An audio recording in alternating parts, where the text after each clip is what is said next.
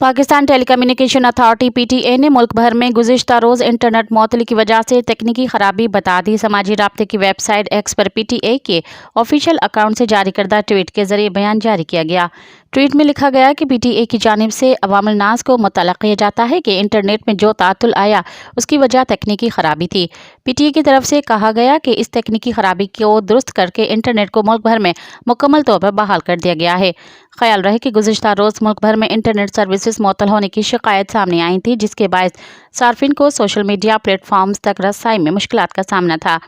एक माह के अंदर मुल्क में सोशल मीडिया प्लेटफॉर्म्स को खलल का सामना करने का यह तीसरा वाक़या था। इससे कबल 7 जनवरी को मुल्क भर में सोशल मीडिया प्लेटफॉर्म्स की सर्विसेज डाउन हो गई थी। मज़ीद ख़बरन ऐं तफ़सीलात लाइ विज़िट कयो असांजी वेबसाइट www.awamiNewsHD.com ऐं ॾिसंदा रहो अवामी न्यूज़ HD।